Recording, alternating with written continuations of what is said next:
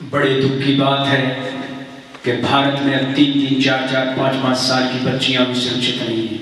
उनके भी बलात्कार होते हैं।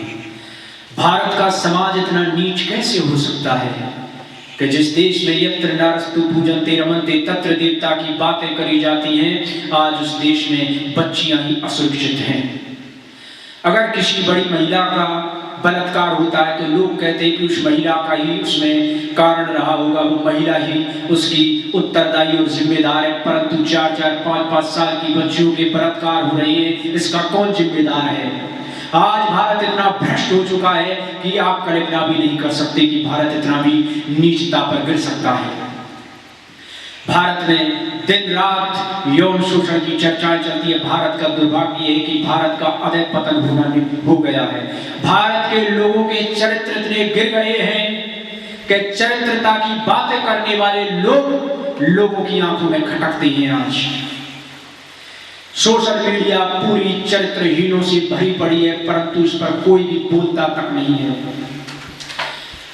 जो स्त्रियां अपनी देह का व्यापार करती हैं, अपनी देह दिखा दिखा कर लोगों के फॉलोवर बढ़ा रही हैं, उनके लोग लाखों में फॉलो करते हैं, वो शेयर करते हैं उन्हें और उनको धन मिलता है और इसके कारण वो ऐसे कार्यों को करती हैं। परंतु जो व्यक्ति ऐसी वीडियो देख रहा है, उन लड़कियों को शेयर कर रहा है, वो उनका प्रचारक है, वही उनको प्रोटेक्ट कर रहा है, वो उन्हें ज्यादा पॉपुलर कर रहा है। और जिसके कारण आप कल को यदि तुम्हारी बहन बेटियां ऐसा करने लगेंगी तो इसके जिम्मेदार भी तुम ही होगे, क्योंकि तुम ही ने उन वीडियो को देखा था और तुम ही ने उनको शेयर किया था।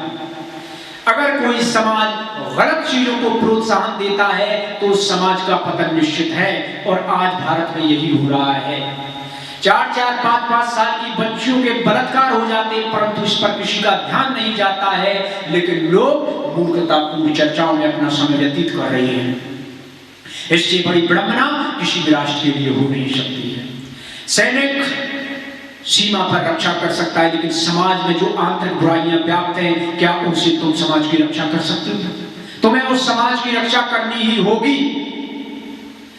अगर किसी समाज में कोई व्यक्ति आत्महत्या करता है तो व्यक्ति जिम्मेदार नहीं, वो समाज, वो परिवार, वहां के लोग जिम्मेदार होते हैं कि उसके साथ ऐसा व्यवहार करते हैं कि वो आत्महत्या करने पर मजबूर हो जाता है। बड़ी दुर्भाग्य की बात है, बड़ी विडंबना है कि कैसा देश बना डाला हमने। अगर आधुनिक रिसर्च कहती है कि भारत के लोग जितनी पॉर्न वीडियो और ब्लू फिल्में देखते हैं, शायद ही कोई राष्ट्र देखता हो।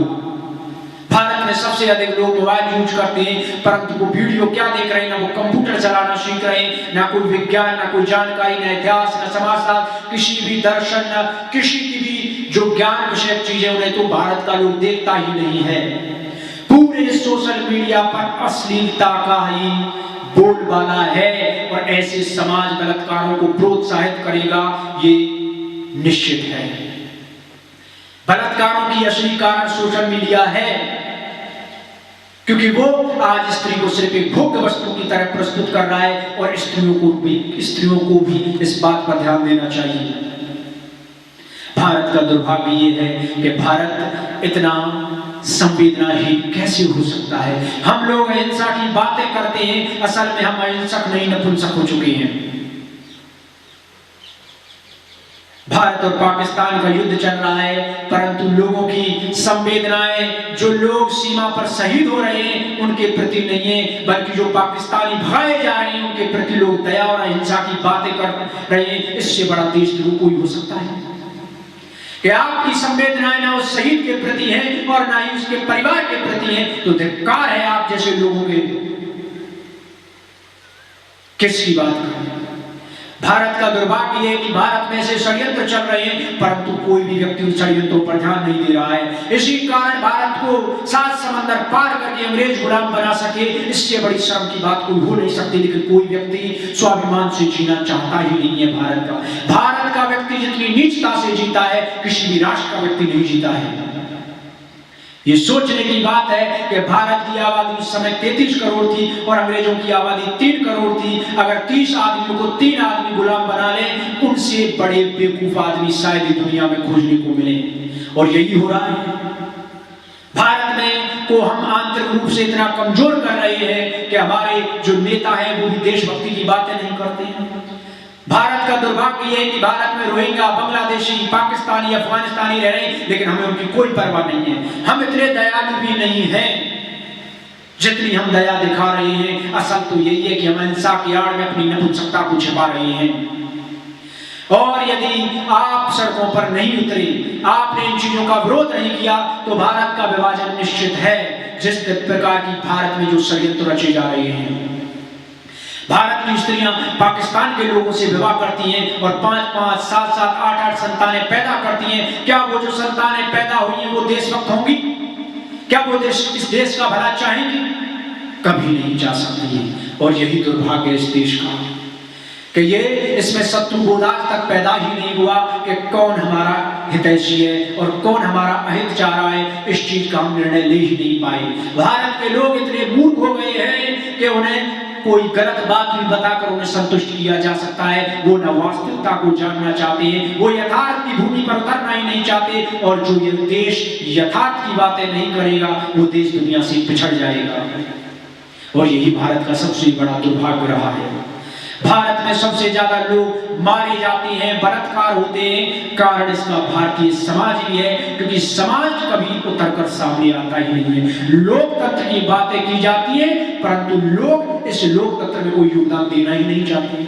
सारी चीजें नेताओं पर डाल दी जाती हैं और आपके नेता कितने देशभक्त हैं ये सब जानते हैं। वो बात करते हैं क्या राष्ट्रीयता की? आधे से ज्यादा लोगों की रोटियां सिर्फ जातिवाद पर पल रही हैं इस देश में, लेकिन कोई किसी चीज पर ध्यान नहीं देता। ज्यादातर लोगों की रोटियां सिर्फ मजहबी और धार्मिक उन्माद के कारण इस देश की राजनीति में घुसे पड़े हैं, लेकिन कोई किसी पर ध्यान देता ही नहीं है। युवा को सिर्फ नौकरी चाहिए, ये देश नहीं चाहिए।